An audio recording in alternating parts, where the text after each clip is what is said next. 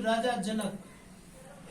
राजा जनक पूछते हैं कि संसार में सबसे सुंदर शरीर कौन सा है और उन शरीरों में सबसे बड़े कौन हैं? ये प्रश्न कर रहे हैं। महर्षि पराशर उत्तर देते हैं, राजा जनक को कहते हैं कि हे राजन, इस संसार में याद रखना कि सबसे उत्तम शरीर मानव का है। उन्होंने कहा भूत विविधानम च भूतानाम जंगम प्रमा निरूप। कहे राजन, इस चराचर प्राणियों में जो चलता फिरता प्राणी है वो सर्वश्रेष्ठ है। इनमें कौन श्रेष्ठ है? तो कहा कि इनमें से दो पैर वाले श्रेष्ठ हैं। दो पैर वाले मनुष्य, कब मनुष्यों में कौन श्रेष्ठ है? तो बड़े प्रेम से कहा, महर्षि पराशर कहते हैं कि मनुष्यों में द्विज श्रेष्ठ है। याद रखिएगा, द्विज को श्रेष्ठ बताया। कहा द्विजों में कौन श्रेष्ठ है? तो कहा प्रज्ञावंता परामता। का जो प्रज्ञावान है वे श्रेष्ठ हैं। का प्रज्ञा में कौन श्रेष्ठ है? का प्रज्ञानाम संबुद्धा, अर्थात जिनकी दृष्टि सम हो गई है, जिनकी बुद्धि बराबर हो गई है, वे श्रेष्ठ है राजन। इसीलिए मनुष्य सर्वश्रेष्ठ है। मनुष्य से आप देव, ईश्वर और परमात्मा बन सकते हैं। इसीलिए इस मानव जीवन को सार्थक बनाने के लिए क्या करना पड़ेगा? तो परम पूज्य गुरुदेव कहते हैं, तन में पिल, पिल मतलब प्रवेश करना। तन में पिल पांचो तन पारा, जा पाओ प्रभु सार। का इस शरीर में आप प्रवेश करो। अगर प्रवेश करना आप नहीं जाने हैं तो आपने बहुत बड़ा काम नहीं किए हैं। का तन में पिल पांचों तन पारा, जा पाओ प्रभु सार। तन में प्रवेश करिए। कहां से करेंगे? जहां से हम लोगों को परमात्मा ने जोड़ा है वहां से प्रवेश करें। क्या हम लोगों को परमात्मा ने जोड़ के रखा है? नहीं जोड़ा है? जोड़ा है। आंख से नीचे वाले भाग को पिंड कहा, आंख से ऊपर वाले भाग को ब्रह्मांड कहा। इस जगह संधि स्थल है, याद रखिएगा। इस संधि स्थल से परमात्मा ने राह लगा दिया, आपको आपके लिए रास्ता बना दिया है। किधर जाने का? परमपिता परमात्मा के पास जाने का। प्रत्येक भौतिक विज्ञान के छात्र जानते होंगे कि दो चीजों को जब जोड़ते हैं तो स्पेस रहता है, कुछ न कुछ खाली रहती है। उसी प्रकार से परमात्मा ने हम लोग को जोड़े हैं।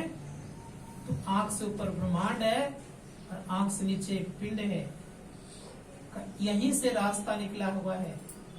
इसी रास्ता को जब हम पकड़ते हैं तो पूरा पूरा मनुष्य बन जाते हैं। इसलिए कहा रास्ता कैसा है? तो बड़ा सुंदर शब्द कहा, राह गई बड़ी झीनी साधो नैन नगर से। रास्ता नैन नगर से गए हुए हैं रास्ता, लेकिन रास्ता कैसा का? झीना है। उस झीने रास्ते पर चलने का प्रयास कीजिए। और झीने रास्ते पर चलेंगे तो क्या होगा? संत दरिया साहब ने बड़ा सुंदर शब्द कहा है। दरिया साहब कहते हैं कि उस रास्ते पर जब चलते हैं लोग ना तो उनको अच्छा लगता है। ऊपर के तरफ और खींचे जाते हैं वे, नीचे वो नहीं आना चाहते हैं, उनको सुख लगता है। ऐसी को संपुष्टि करते हैं परम पूज्य गुरुदेव। उन्होंने कहा अद्भुत अंतर की डगरिया, जा पर चलकर प्रभु मिलते। जिस पथ पर चलकर प्रभु मिलते हैं वो डगर कैसा है? का अद्भुत है। जा पर चलकर प्रभु मिलते, क्या है वहां?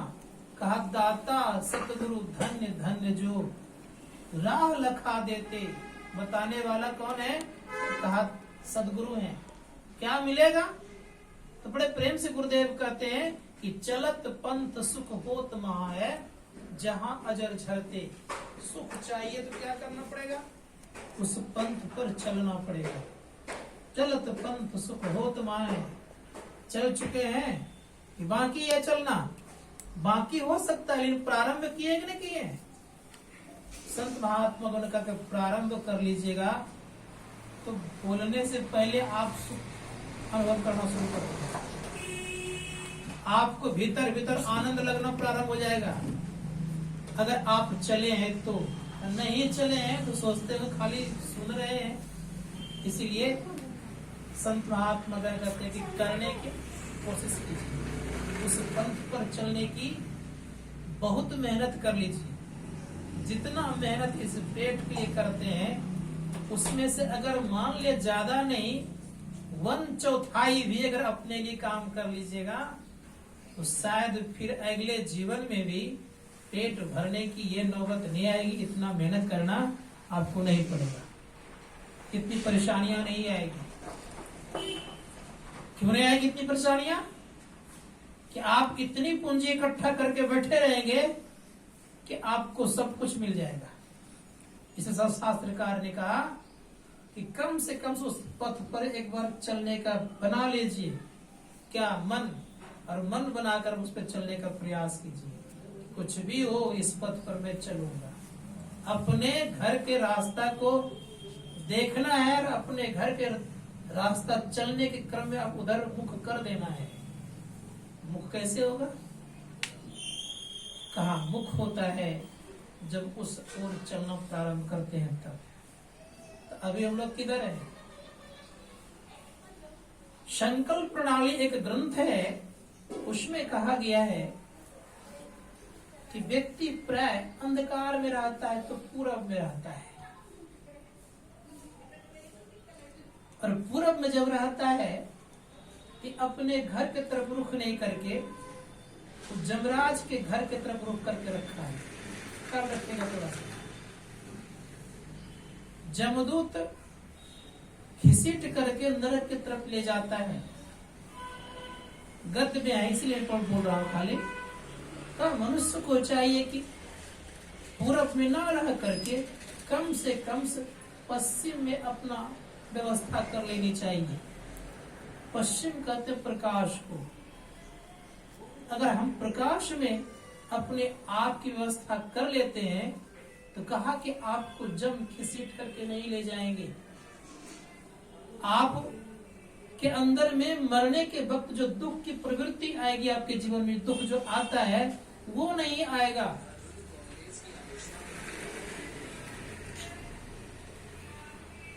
मन नहीं लग रहा है इसलिए मोबाइल सब देखना शुरू कर दिया। नहीं, मैं ये बंद कर देता हूँ तब क्या? मैं नहीं बोलता हूँ कारण कि आप लोग बड़े लोग हैं, लेकिन मैं जहाँ छोटा भी सत्संग करता हूँ तो मेरे सत्संग में एक मोबाइल तक नहीं बजता है। आपको नहीं बोलता, कहा देता हूँ। बड़ा प्रख्यात तो मैं नहीं हुआ हूँ, लेकिन छोटा ही कार्यक्रम करता हूँ तो एक मोबाइल तक नहीं बजता है। और कोई हिलते भी नहीं, उठते बैठते भी नहीं। आज बोल रहा हूँ, कभी नहीं बोला था आज बोल रहा हूँ। इसलिए थोड़ा सा जितना देर कहता हूँ उतना, जितना बोले उतने देर बोलूंगा। मुझे आवश्यकता नहीं देर बोलने की। तो क्या कह रहा था मैं?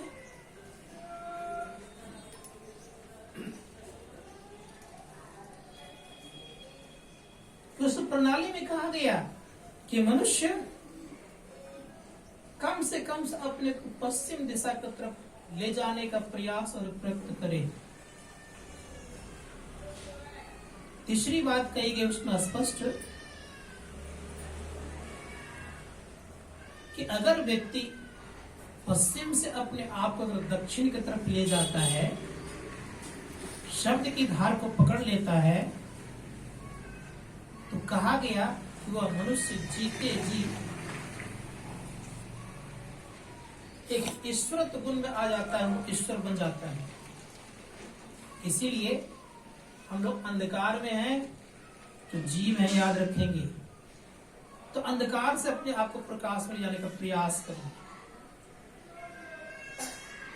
चरणदास जी महाराज कहते हैं कि व्यक्तियों को क्या करना चाहिए। चरणदास जी महाराज का बड़े प्रेम से कह देते हैं, अन्य ग्रंथों में भी है उनकी वाणी को, उन्होंने स्पष्ट कहा है कि अगर कोई व्यक्ति साधना करते हैं तो आगे बढ़ते भी हैं, लेकिन उससे एक बात कही कि साधना का आरंभ अपने अंदर में है, और वो अंदर में कहां से है। उन्होंने कहा कि 9 द्वारों के ऊपर से है। 9 नाड़ी को उन्होंने प्रयोग किया है एक जगह। 9 नाड़ियों के ऊपर से अगर चलेंगे हम तो आप आगे बढ़ेंगे हम। इसीलिए हम लोग ये प्रयास करना चाहिए कि अंतर साधना करनी चाहिए। मन संसार में डोलते रहता है, हिलते रहता है, और डोलने हिलने के कारण हम लोगों के जीवन में जो सुख आना चाहिए वो नहीं आता है। क्या कहा, एक लक्ष्मीपति गोसाई जी महाराज हो गए थे। कैसे महापुरुष थे जानते हैं उनके विषय में कभी आप लोगों ने सुना है? नाम तो सुने होंगे, लेकिन बड़े विचित्र महात्मा थे। महात्मा किस तरह के, छोटी सी बात सुनाता हूं, पहले तब आगे बढ़ेंगे। एक बार उनके रात्रि में 5 साधु आए। रात के लगभग 9-10 बज गए, और उस जमाने में तो आए तो सब चिमटाधारी साधु थे, कमंडल चिमटा रखते थे। वो अपना कुटिया खोल दिए, काम लोगों को भूख लगी है, खिलाइए। अब रात्रि काल में कहां से प्रबंध करेंगे लोग। तो शिष्यों कहा कि अभी तो कोई प्रबंध नहीं है। तो जाकर के शिष्य ने कहा कि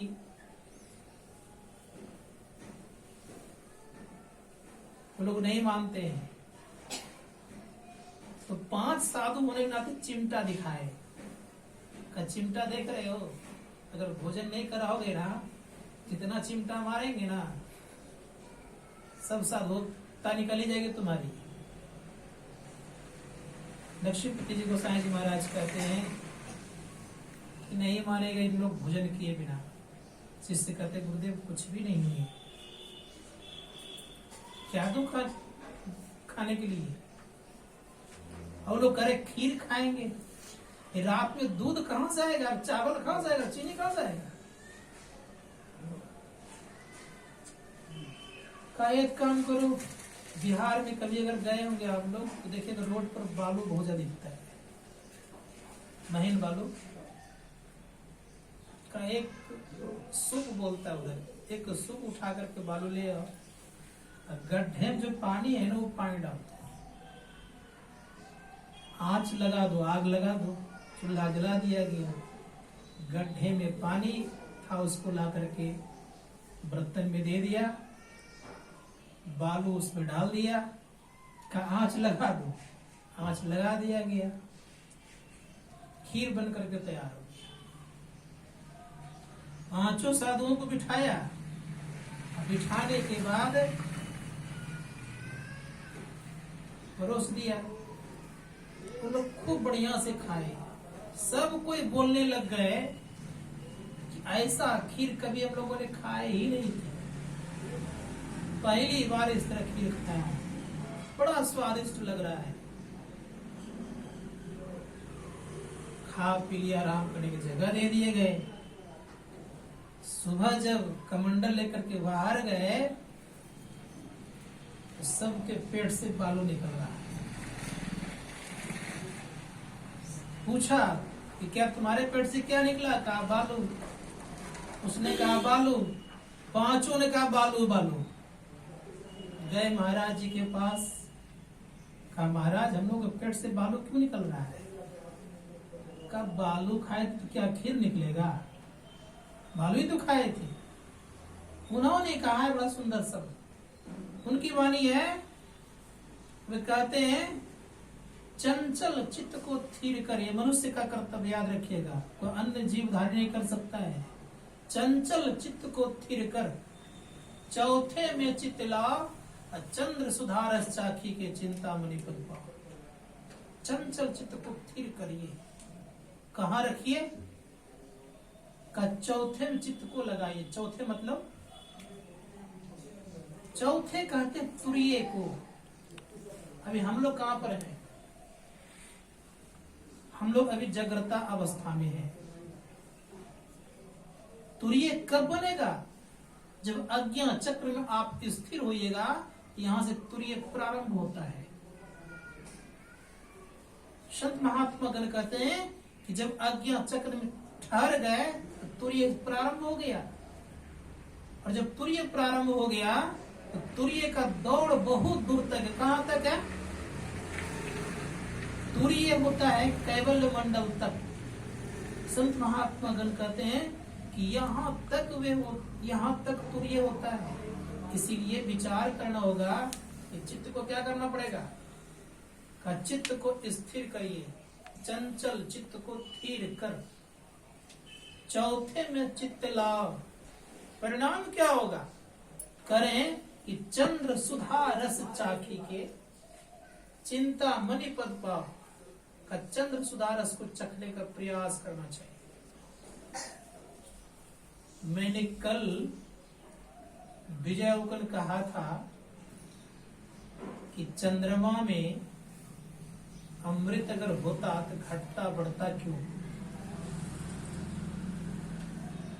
लेकिन अभी मैं कह रहा हूं कि जब भीतर का चंद्र दर्शन होता है तो चैतन्य चंद्रमा है, चेतना युक्त है। उसके दर्शन से आपको सुख भी लगेगा और शांति भी मिलेगी। इस चंद्रमा के देखने से आपको शांति नहीं मिल सकती है, लेकिन भीतर के चंद्रमा को देखने से आपको शांति भी मिलेगी। इसीलिए कहा कि अपने अंदर के चंद्रमा को देखने का प्रयास कीजिए। संत कबीर साहब कहते हैं कि यही घट चंदा, यही घट सूर, घट मतलब शरीर का, यही घट चंदा, यही घट सूर, यही घट बाजे अनहद तूर। का अपने शरीर में चंद्रमा भी है, सूर्य भी है, और अनहद शब्द भी बसता है। तूर मतलब बाजा, अनेक प्रकार का बाजा है। दूसरे जगह की बाजा सुनते हैं या घर में म्यूजिक बज जाता है तो बड़े आनंदित होते हैं। जो म्यूजिक आपका अपना है, जो परमात्मा कृत बना हुआ है, उसको अगर जीव सुनेगा तो क्या हाल होगा? तो परम पूज्य गुरुदेव भी कहते हैं, उनकी वाणी में भी है, उन्होंने कहा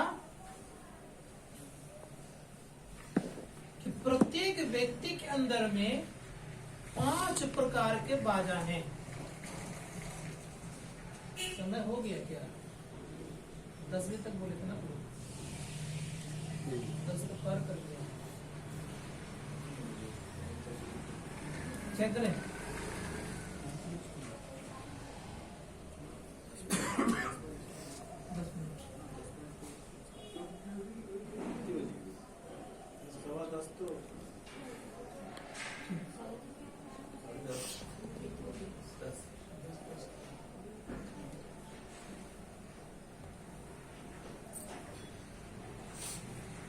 तो संत कबीर साहब ने कहा कि अपने अंदर में चंद्रमा और सूर्य के अलावा बाजा भी बजता है।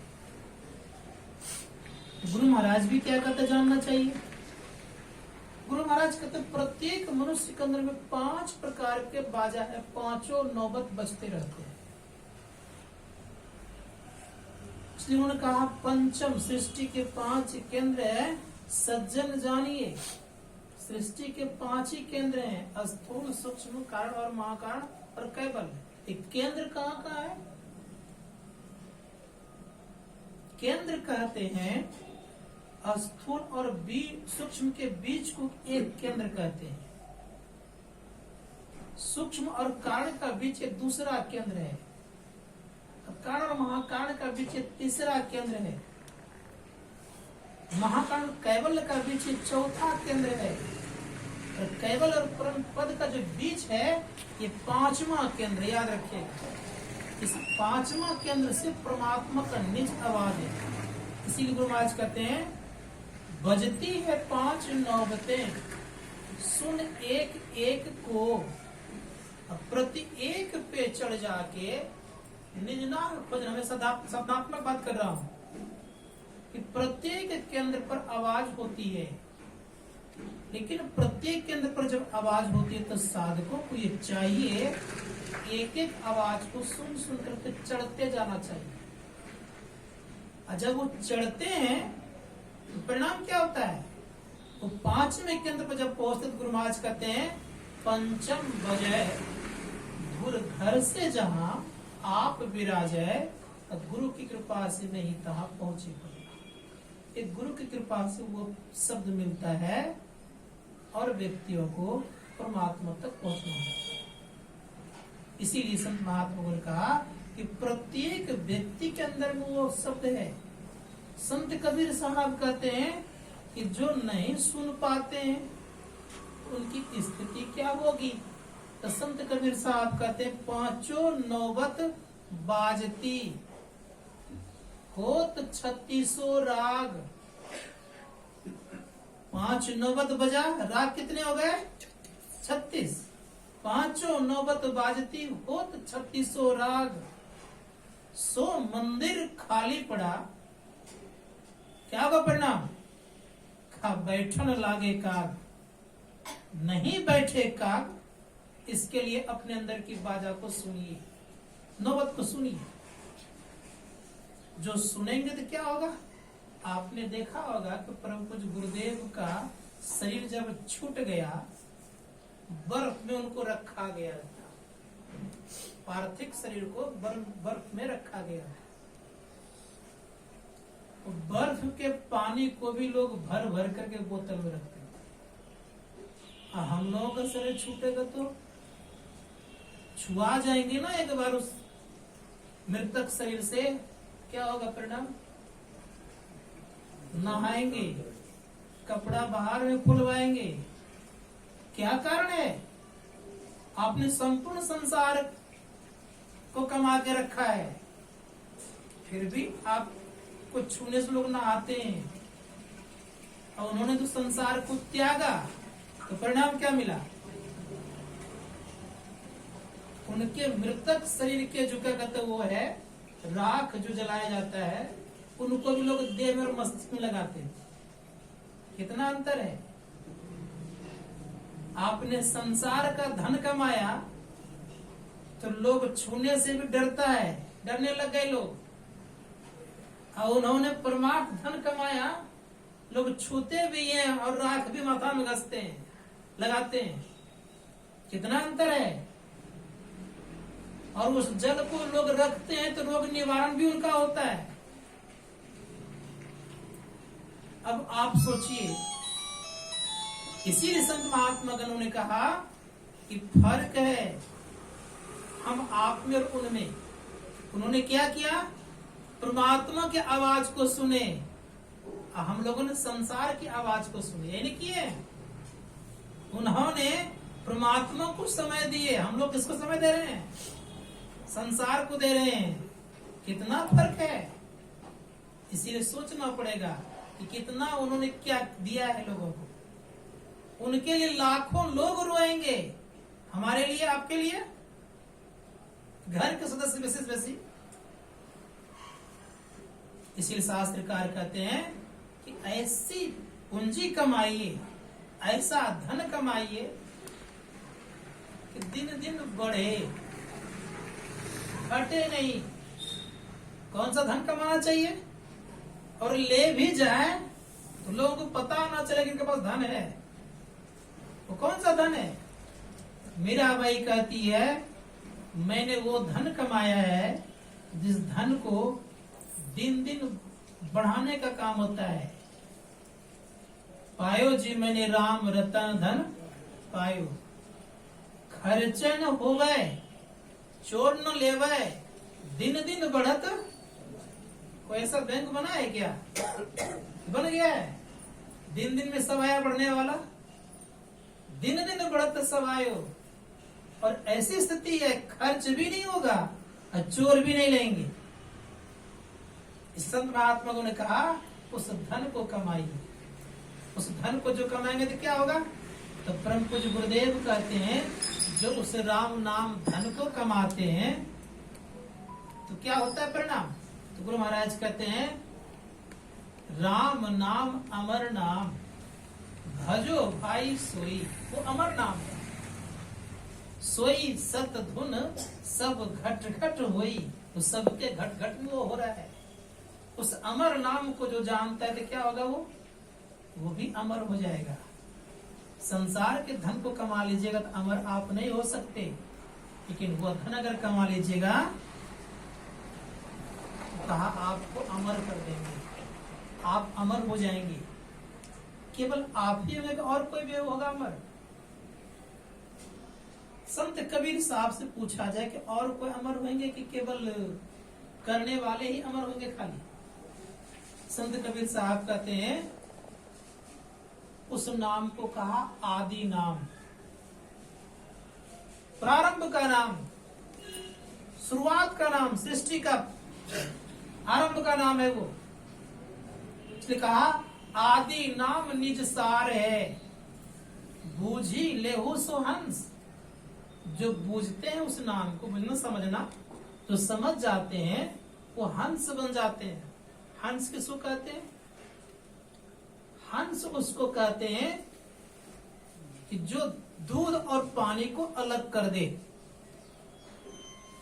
जैसे उस नाम को जानेंगे तो जड़ अलग हो जाएगा और चेतन अलग हो जाएंगे। आप परमहंस कहलाएंगे। बस मारिए का परमहंस कहला जाएंगे आप। और जब तक जड़ और चेतन अलग नहीं हुआ है तब तक आप परमहंस नहीं है, आप हंस भी नहीं है। तो हंस क्या करता है? उसके चोंच में एक केमिकल होता है, जैसे दूध में डालता है तो दूध फट जाता है। मक्खन को अर्थात वो छेना बोलते, क्या बोलते हैं उसको? छेना ना, वो खा लेता है और पानी को छोड़ देता है। अतः ठीक उसी प्रकार से जैसे उस निज नाम को जानते हैं तो जड़ शरीर अलग हो गया। जड़ कितने हैं? जड़ है 4।